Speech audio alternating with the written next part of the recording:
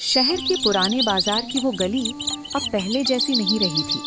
कभी यहाँ ठेलों की आवाज, ग्राहकों की हंसी और दुकानदारों की पुकार गूंजती रहती थी। लेकिन अब उस गली में एक अजीब सी खामोशी बस गई थी। उसी गली के कोने में एक छोटी सी मिठाई की दुकान थी, अब धूल से ढका पड़ा था। रमेश रोज की तरह सुबह दुकान खोलकर बैठ गया था। उसने जलेबी की कढ़ाई चढ़ाई, कचौड़ियां तली और रसगुल्ले सजाकर रख दिए। लेकिन समय बीतता गया, 1 घंटा, 2 घंटा, फिर पूरा दोपहर। कोई नहीं आया। दोपहर की तेज धूप दुकान के अंदर तक घुस आई थी। जलेबी सूखने लगी थीं, कचौरियां ठंडी हो चुकी थीं। रमेश गल्ले के पास बैठा हिसाब की कॉपी पलट रहा था। पिछले हफ्ते का हिसाब, पिछले महीने का हिसाब, हर पन्ने पर एक ही सच्चाई लिखी थी, नुकसान, सिर्फ नुकसान। वो बुदबुदाया। कभी यहाँ खड़े होने की जगह नहीं मिलती थी और आज। उसकी आवाज खुद में ही खो गई। शाम होते होते बस 2 ग्राहक आए। एक ने आधा किलो जलेबी ली, दूसरे ने 2 कचौरियां। बस इतने से पैसे में न घर चले, न कर्ज उतरे, न दुकान बचे। रात को बाजार बंद हो गया, दुकानों के शटर गिरने लगे, गली में सन्नाटा पसर गया। रमेश अब भी दुकान के अंदर बैठा था। उसने लाइट बंद नहीं की थी, शायद उसे घर जाने का मन नहीं था। सामने ट्रे में बची हुई सूखी जलेबी, एक कोने में ठंडी कचौरियां। वो उन्हें देखता रहा, जैसे वे उससे सवाल कर रही। दूर से ढोल की आवाज आई। शादी का जुलूस पास की गली से गुजर रहा था और उसी के साथ हवा में फैल गई मटन बिरयानी की तेज मसालेदार खुशबू। रमेश की आंखें बंद हो गईं। उसका पेट जैसे जाग उठा। पूरा दिन उसने कुछ ढंग से खाया भी नहीं था। वो बुदबुदाया, कितनी अजीब बात है, लोग शादी में बिरयानी खा रहे हैं और मैं अपनी दुकान में बैठा सूखी जलेबी गिन रहा हूँ। सांस ली। फिर अचानक उसके दिमाग में एक ख्याल कौन था। अगर मिठाई नहीं बिक रही तो मैं कुछ और क्यों न बनाऊं? कुछ चौंक कर देखा। क्या पागलपन सोच रहा हूँ मैं हलवाई हूँ, होटल वाला नहीं। ने को तैयार नहीं था। कुछ सिक्के, कुछ नोट, बस यही बचा था। यही पैसे कल के लिए भी थे, घर के लिए भी और दुकान के लिए भी। वो देर तक उन पैसों को देखता रहा, फिर बोला, अगर आज भी कुछ नहीं बदला तो वैसे भी सब खत्म है। वही हुआ जो कभी उसने सोचा नहीं था। वो दुकान बंद करके निकल। सब्जी मंडी, फिर कसाई की दुकान, थोड़ा सा मटन, थोड़े चावल और कुछ मसाले। दुकानदार ने पूछा, अरे रमेश, आज मिठाई नहीं बना रहा? रमेश हल्की मुस्कान के साथ बोला, आज किस्मत बनाने जा रहा हूँ। जानता था कि सच बोल रहा है या बस दिल को दिलासा दे रहा है। रात में दुकान फिर से खुली। इस बार जलेबी नहीं, चूहा था बड़ा सा भगोना। तेल की जगह पानी उबल रहा था। मसालों की खुशबू दुकान में फैलने लगी। रमेश के हाथ कांप रहे थे, डर से नहीं, उम्मीद से। अगर ये खराब हो गई तो? अगर किसी ने खरीदी ही नहीं तो? अगर लोग हंसने लगे तो? पूरी रात वहीं बैठा रहा, न नींद न आराम, बस भगवान से एक ही दुआ, आज मत तोड़ना मुझे। नहीं। सुबह बाजार खुलने लगा। रमेश ने दुकान खोली। मिठाई की जगह अब सामने रखा था एक बड़ा सा भगोना, जिसमें उबल रही थी मटन बिरयानी। खुशबू हवा में फैल गई। लोग चलते चलते रुकने लगे। कोई बोला, अरे यहाँ होटल कब से खुल गया? हलवाई आज शेफ बन गया क्या? रमेश का गला सूख गया, लेकिन उसने हिम्मत करके कहा, एक बार खाकर देखो भैया, अगर पसंद ना आए तो पैसे मत देना। और यहीं से उसकी किस्मत का असली इम्तिहान शुरू होने वाला। कि धूप अभी नरम ही थी। बाजार की गली धीरे धीरे जाग रही थी। कुछ दुकानों के शटर उठ रहे थे, कहीं चाय उबलने की आवाज थी। और उसी गली में रमेश की दुकान से उठ रही थी मटन बिरयानी की तेज खुशबू। रमेश दुकान के अंदर खड़ा था। दिल इतनी तेज धड़क रहा था जैसे कोई परीक्षा का रिजल्ट आने वाला हो। भगवान, बस एक ग्राहक भेज दे, ते बोला। तभी एक आदमी वहाँ रुका। उसने हवा में खुशबू सूंघी और बोला, अरे यहाँ से बिरयानी की खुशबू आ रही है। रमेश का गला सूख गया। ये था उसका पहला ग्राहक। आदमी हंसते हुए बोला, हलवाई आज शेफ बन गया क्या? भाप के साथ खुशबू और तेज हो गई। एक बार खाकर देख लो भैया, अगर पसंद ना आए तो पैसे मत देना। उसकी आवाज हल्की कांप रही थी। आदमी ने एक निवाला लिया। रमेश सांस तक नहीं ले पा रहा था। फिर आदमी की आंखें खुल गईं। अरे बाप रे, ये तो गजब है। रमेश को लगा जैसे दिल वापस चलने लगा हो। भैया 1 प्लेट और देना। ये सुनते ही रमेश की आंखें भर आईं। अब 2 और लोग रुके, फिर 4, फिर 6। बाजार में बात फैलने लगी। अरे हलवाई ने आज बिरयानी बनाई है और स्वाद ऐसा कि होटल भी फेल। रमेश तेजी से प्लेटें भर रहा था, हाथ कांप रहे थे, लेकिन इस बार खुशी से। सच में लोग खा रहे हैं, वो खुद से बोला। भगोने में अभी भी बिरयानी थी, पर रमेश का दिल दर्द से भरा था। अगर आज भी पैसा नहीं बचा तो कल दुकान कैसे चलेगी? तभी भीड़ को चीरता हुआ एक भारी आवाज आई, रमेश! सब चुप हो गए। सामने खड़ा था साहूकार शर्मा, सफेद कुर्ता, मोटी मूंछ और आंखों में गुस्सा। रमेश का चेहरा उतर गया। यही वो आदमी था जिससे उसने कर्ज लिया था। 3 महीने हो गए, 1 रुपया भी नहीं दिया। शर्मा गरजा। आज आखिरी दिन है। रमेश के हाथ कांपने लगे। उसने धीरे से कहा, साहूकार जी, आज थोड़ा काम चला है, शाम तक कुछ दे दूंगा। शर्मा ने भगोने की तरफ देखा। ये मिठाई छोड़ के अब बिरयानी? उसने ताना मारा। नया नाटक है क्या पैसा ना देने का? भीड़ में से किसी ने कहा। अरे ये बिरयानी तो बहुत अच्छी है। शर्मा ने घूर कर देखा। अच्छी होगी पर कर्ज से बड़ी नहीं। उसने रमेश के सामने उंगली उठाई। या तो आज पैसे या शाम तक दुकान बंद। ये कहकर वो चला गया। दुकान में सन्नाटा छा गया। रमेश की आंखों में डर फिर लौट आया। अगर दुकान बंद हो गई तो सब खत्म। लेकिन तभी एक बुजुर्ग बोले, बेटा डर मत, तू ईमानदारी से काम कर रहा है। रमेश ने फिर से भगोने की तरफ देखा। अब उसकी बिरयानी सिर्फ खाना नहीं थी, वो उसकी आखिरी उम्मीद थी। उसने गहरी सांस ली। आज चाहे जो हो जाए, मैं हार नहीं मानूंगा।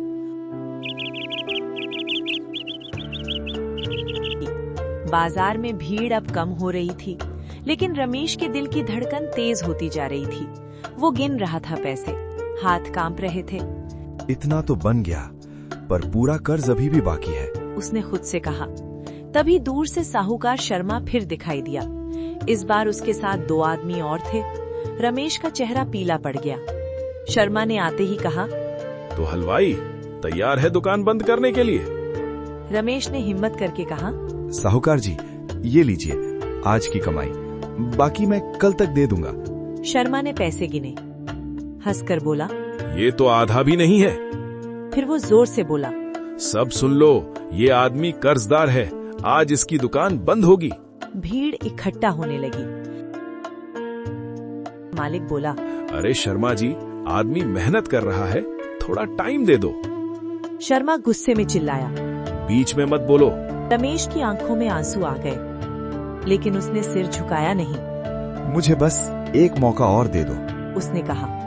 भीड़ में से आवाज आई, ये बिरयानी वाला बेईमान नहीं है। एक एक करके लोग उसके सपोर्ट में बोलने लगे।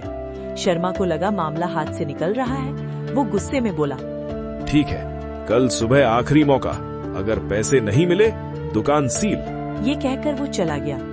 रमेश जमीन पर बैठ गया, थका हुआ लेकिन टूटा नहीं। कल सब तय हो जाएगा।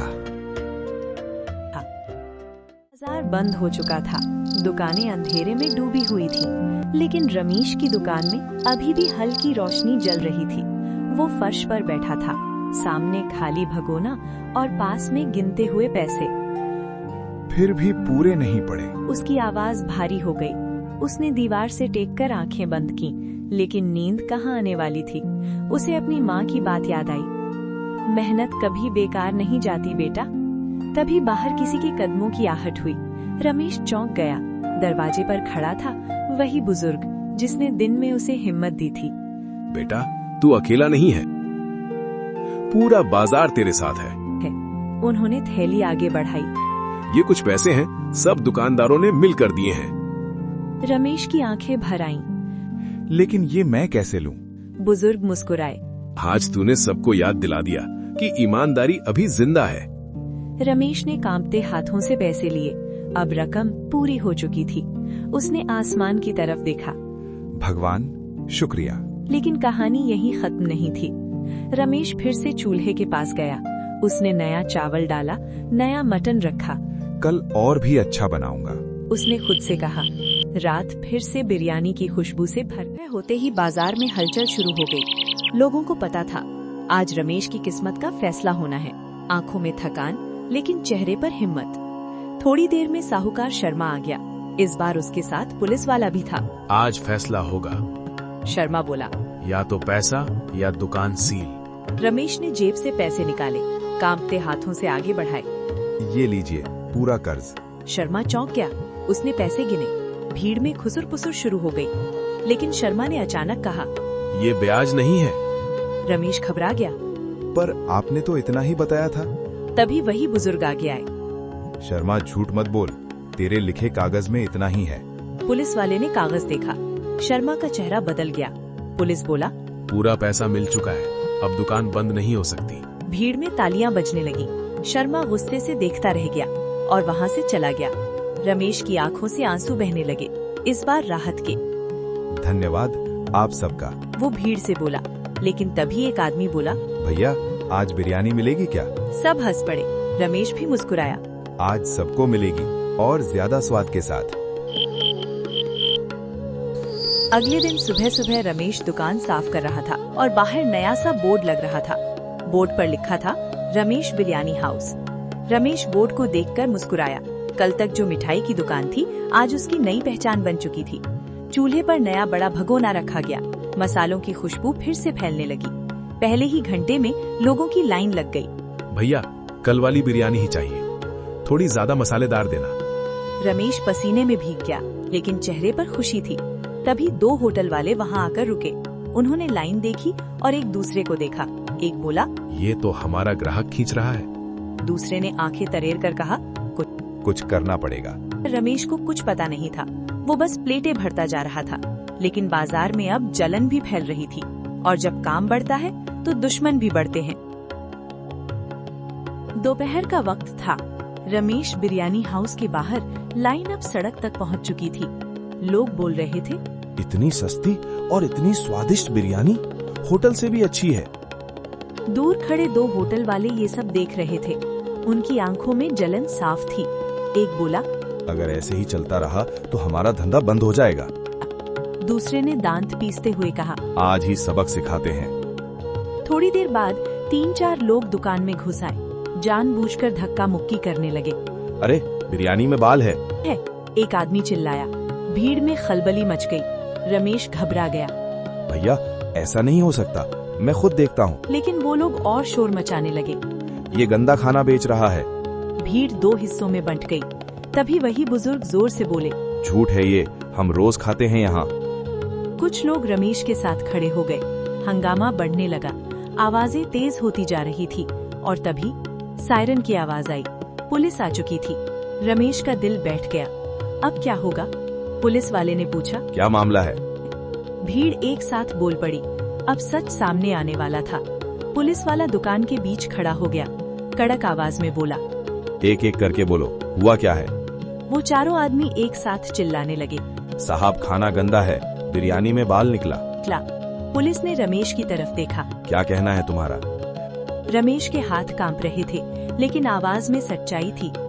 साहब मैं खुद खाना बनाता हूँ, अगर गलती हुई हो तो सजा मंजूर है, पर झूठ नहीं सुना सकता।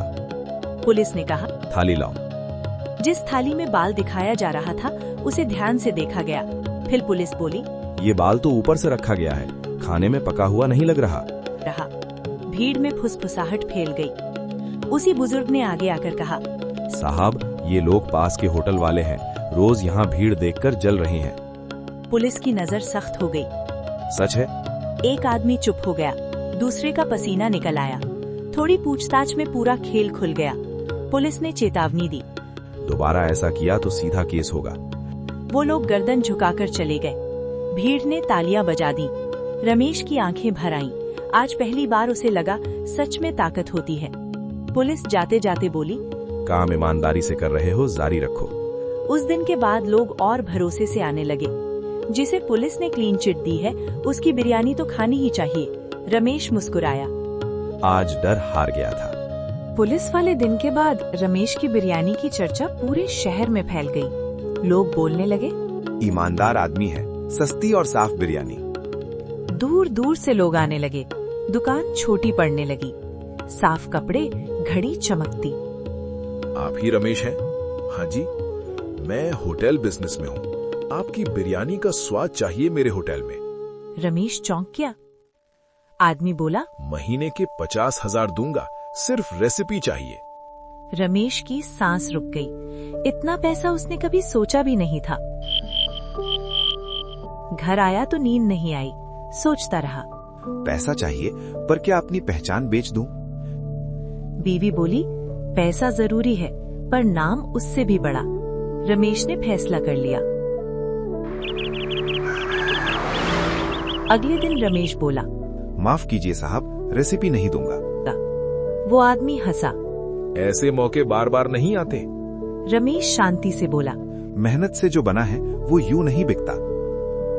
आदमी चला गया, लेकिन उसी दिन रमेश की इज्जत और बढ़ गई। अचानक मटन के दाम बढ़ गए, मुनाफा कम होने लगा। कुछ दिन दुकान खाली रही। पुराना डर लौट आया। क्या फिर सब खत्म हो जाएगा? रमेश में हार नहीं मानी। प्लान बदला। हाफ प्लेट, फैमिली पैक और दाम कंट्रोल। धीरे धीरे ग्राहक वापस आने लगे।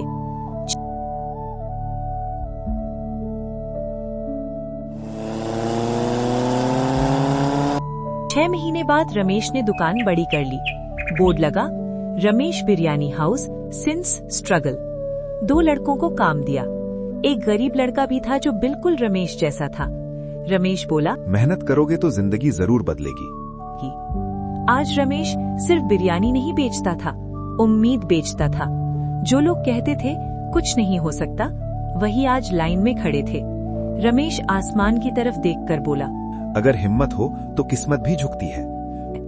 पीछे वही बाजार, वही सड़क, लेकिन इंसान बदल चुका था।